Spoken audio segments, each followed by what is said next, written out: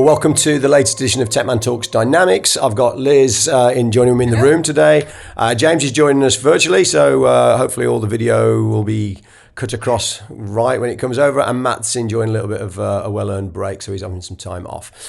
Today's subject, we were talking about this internally over the last couple of days, and it's around the way that we've changed in terms of implementation services and adding functionality to the base product Business Central.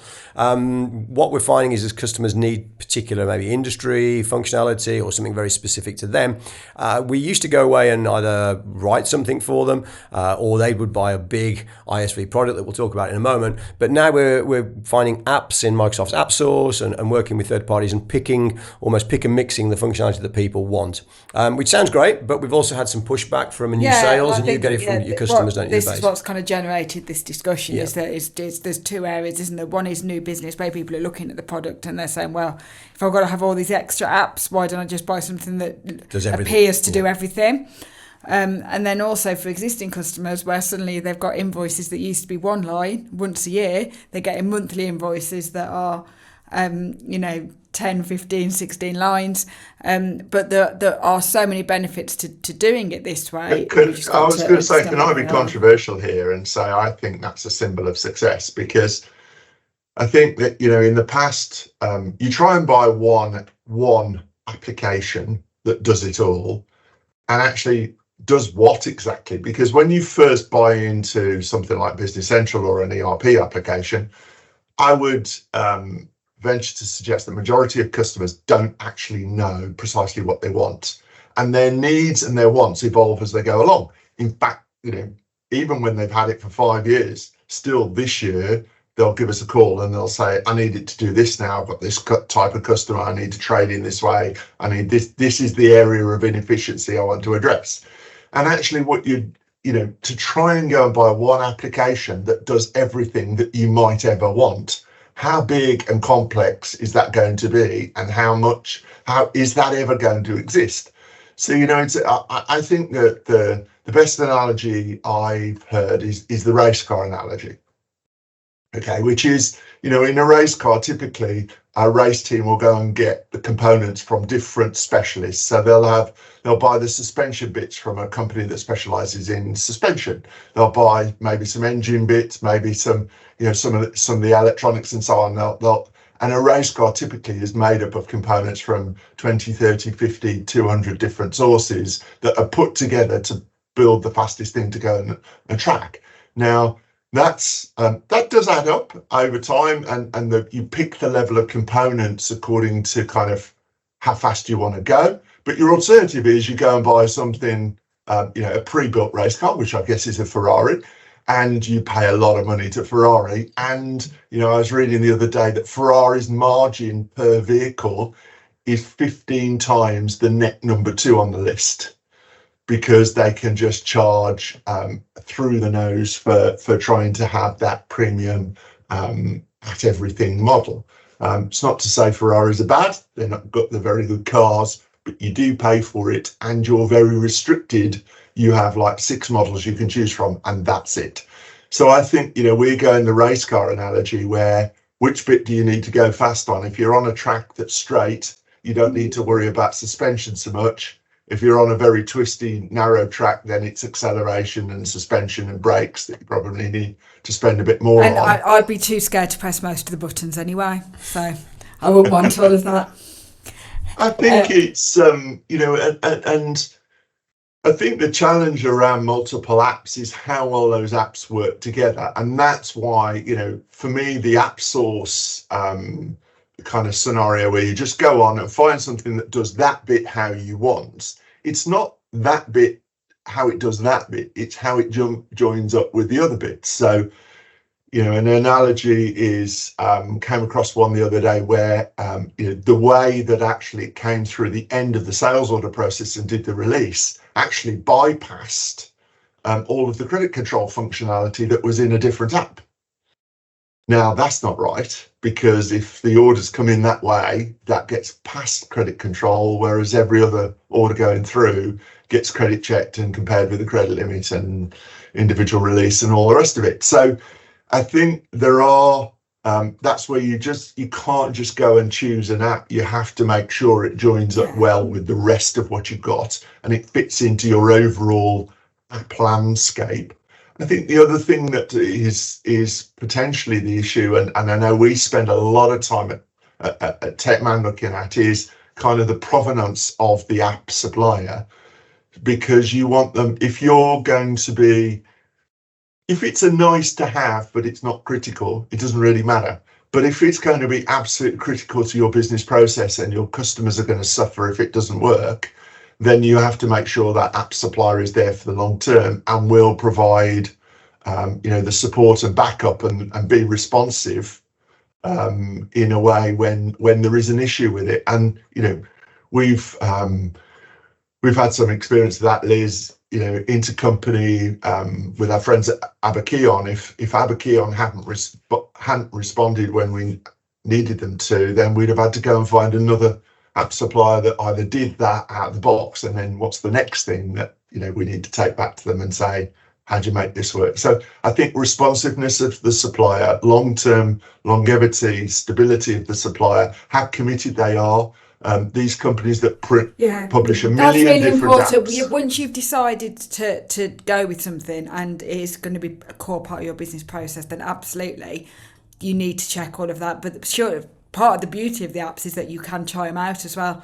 So you can take things on. You don't have to fork out a load for a license in advance. It's a try. You probably get a lot of them off a trial licenses. Try it out, and if you think it's going to be worthwhile for the business, then at that point, then that's when you should check that the provenance of the app, as you say. I think for customers, there is an element that a few years ago we were saying have one system. And to do everything. It's one system, isn't it? It is one system. It still central, is. so your but data I think, is in one place. Yeah, from a customer point of view, it's just changing that mindset that it's a bit like your phone, isn't it? So you go and buy your phone from Apple, and then that might have a few standard apps on it for your calendar. But then if you go on an app store, there's God knows how many apps that you can get that offer calendar functions, and you choose the best one, and you might pay for it. And you might pay for it on a monthly basis. You might pay for it on an annual basis. You might get it a bit cheaper if you pay it on an annual basis. But when we go to your bank account, then all of a sudden you've got all these little subscriptions. So from a customer point of view, it's important that you understand what it's going to cost you and how it's going to be charged, because it's not standard. So some will charge per user, some will charge per system, per install. Some will charge there might be transactional based. So for something like EDI or an integration, it can be almost token based. So it's the number of times that you call a certain service, and that's how it will be charged. And the difficulty with those is that in our case particularly, we can only estimate what your usage will be. So then there may be then a supplementary invoice or credit that kind of balances it out. So I think it's really important that somebody has track of all this, just like you would if it was your personal. You do it on your TV, don't you? You suddenly got Netflix, Disney Plus, you look at your bill. Because everyone's a sucker, and then they sign up for the free ones and then forget to cancel them, and all of a sudden you're paying $12.99 a month for something that you're not watching, and it's not enough that you'd really notice it. But actually, once you've been doing that for a year. But that is one of the benefits, though. You some of those things you mentioned, James. Obviously, that causes concern for customers. What happens if that supplier doesn't do this in 2 years? What happens if There's loads of scenarios, but also it does give you the flexibility. If you bought one huge product that did everything and you had to configure it and maintain it, if your business changes and you no longer need that, you can say, you know what, I don't need that app anymore. So you've got the flexibility. But you may never need it in the first place.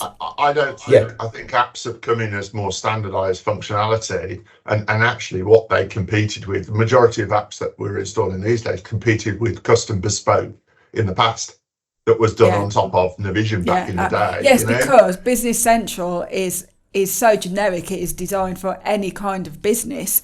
It's no coincidence that a lot of the features have been around that have been released, and there's been millions of new features released in the last few years, but a lot of them around finance, which is fairly generic, and the requirements for any type of industry are fairly standard. A journal's a journal, a bank rec's a bank rec. It doesn't really matter whether what you sell and what you do. A bank rec is fairly standard, or the UI, user interface, and the personalisation and things. They're kind of very generic to all businesses, whereas actually where you're looking at very specific requirements for particular types of businesses, that's where some of these more comprehensive apps can sit on top. And I think even where it's standard, so at the moment we've just got sustainability module coming into Business Central in the Wave 24 release, right? And Microsoft have done a standard sustainability ledger. And it's fairly, it's there, it's okay, but you've got to post journals, you've got to do whatever you've got to do. And you've got Continua, which are, I think, one of the most high profile app suppliers. And a lot of our customers have Continua Capture for their purchase invoice processing and so on. Now they've come out with the sustainability and looking at the feature set on the Continua one, it's way in advance. So I think, can you survive with the basics? And all those customers who say, well, the application should do this, it should, that's one of the most common kind of bits of feedback you get is, why doesn't it do X? Well, it does, but it's probably done that from an app supplier rather than necessarily from Microsoft, who, once they've released something, are kind of captured by it, because once somebody started using it the way it is, if they change it, they get people who then go, well, why have you made it more complicated where you've added all this extra functionality? So this is how it used to be, though, wasn't it? With these huge ISV apps one of the apps that we used to sell, one of the ones that I used to do years ago, be it huge ISV apps that monolithic, big, and you have to buy the whole lot whether you need it or not. So even if you only need two elements, 2 or 3 of 20 things well, Liz, and it did everything else. Yeah. Incredibly but, bad. Oh my God, the amount of setup that you would have to do, even for functionality you're never going to use. Yeah, and they would fall. The ISVs then would fall into the trap of, one customer has this requirement, let's build it into the standard product, To everybody. and therefore the product just gets bigger and bigger and bigger and more complicated. So I think we moved away from that. But and you can just look for best of breed for the areas that you really need. And ultimately, I think that will be a more cost-effective way for customers to build a solution as well. Without doubt. And I think we've seen, from a sales side, we sometimes get asked, well, if I look at a competitor's product and I look at their brochure or their website, they've got ticks in all the boxes. But then when they've actually used them or evaluated them, we've had the feedback, well, it's a mile wide, but it's an inch deep. Exactly, actually, the functionality is not there. It's a pure box-ticking exercise that says, yes, we do X, Y, and Z, but there's no substance to it. And if you need something a little bit off the order. I mean, a lot of the time in our app catalogue, Liam, we've got 3 or 4 different apps that seemingly overlap and do the same area. And actually it's picking out, because every business is unique out there. And if you want something that's right for you, which, you should do, because that's why efficiency lies, then in effect, do you need just the barest basics, in which case maybe standard Business Central will satisfy, or do you need Ultimate, because actually it's a really key area for your business that gives you major competitive advantage and lots of processing. We have that, don't we, with Microsoft. They're writing a product, Lisa, this, for every business. It's a global product.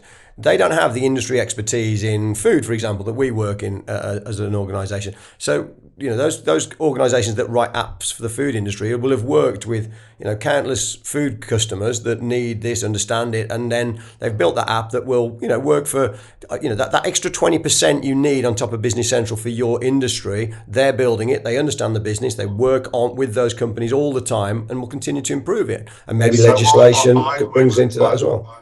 Knowing the program managers at Microsoft, I would contend if they spend 40 hours a year, 1 week a year, talking to actual end customers, I think that's probably about it.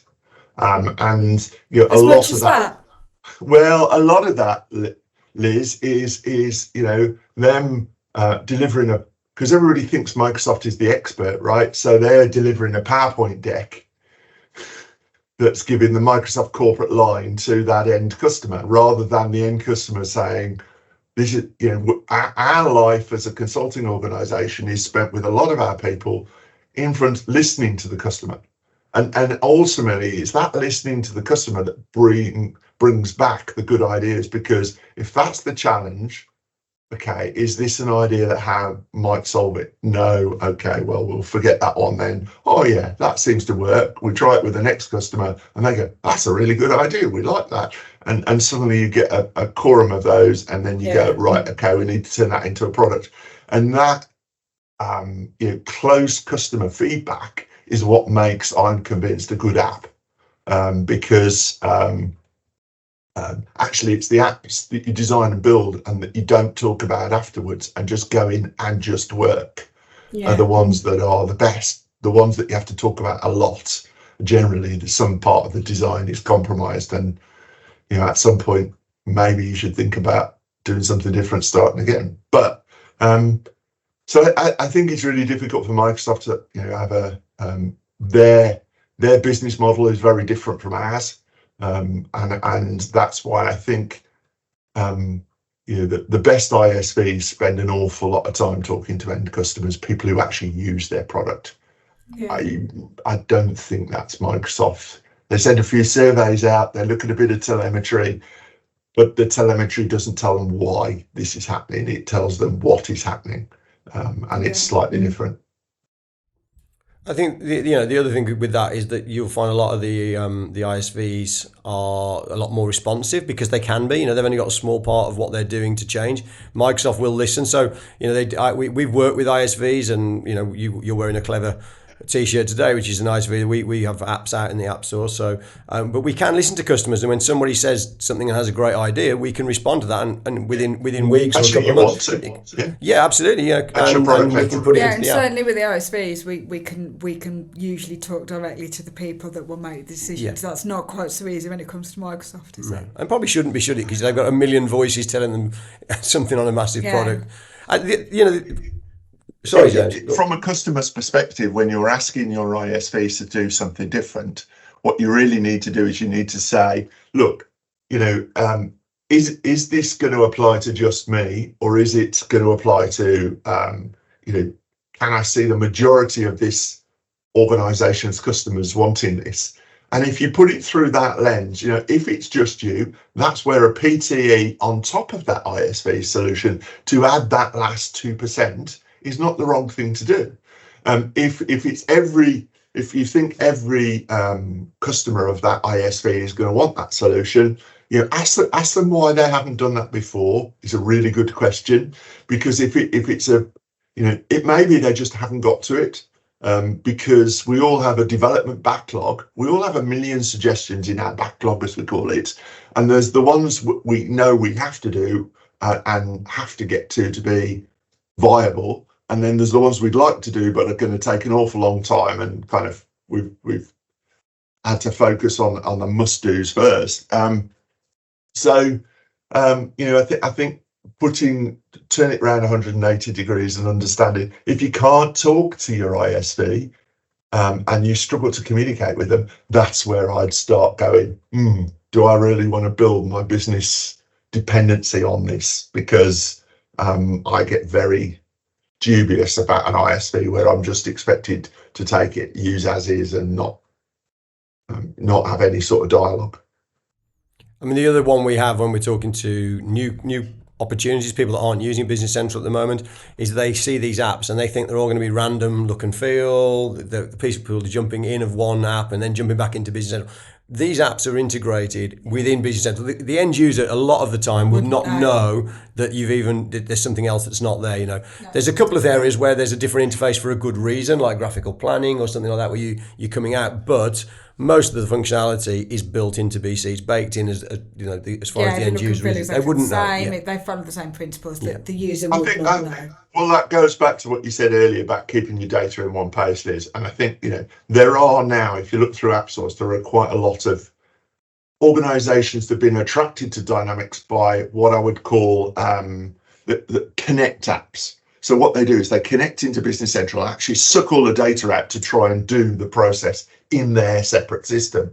I'd be very dubious about I'm much more dubious about that. If the data is ever going to need to feed back, then you need to be very sure what you're doing, and that's a completely different game, I think, or type of act with the Connect app. And lots of those have been attracted to Business Central by the user base and the number of customers using. They see it as a good market for them. Ask them how many customers they've got. That's always a killer question for an ISV, because if they've got 10, they might decide it's not worth it. If they've got hundreds or thousands, then chances are they're going to be committed to it long term, and that's what you want. You're going to commit to it. You need to make sure they're going to commit to it as well.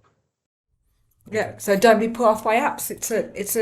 It's a good thing. I think it's a good thing, and I think just to summarise that, you're absolutely right. It gives you the flexibility. You're only paying for what you need. You're not committed to it for forever. There's a term, months or there's a better option that comes along. Then flip it. And and all these apps that are in AppSource, they have to maintain. So when the new release of Business Central comes out, there's a window to get your app up and running before that's actually going to land. So you're not going to get caught. Just make sure. As part of your evaluation as an app, go and look at their change log and what they've done to that app over the last. They've not changed anything in the last 12 months, and that's probably concerning. But take a look at the author. Make sure that you're choosing something that will continue to be developed and that will keep up. Make sure you understand how you're going to be charged for it and what it's ultimately going to cost. But absolutely, don't be scared of it. It can be a really positive. Yeah, and I think as a partner, we have a list of apps that we work with, we recommend to our customers, and we've built that relationship with a lot of the ISVs. So we'll help with that decision making. And we'll cover off the questions like James brought up at the very beginning, which is to make sure that they all do work together, that that one doesn't bypass credit control functionality or whatever it might be. I think if I tried to propose that we put an app on our app catalogue, Liam, that our consulting team didn't rate, then it would never go in.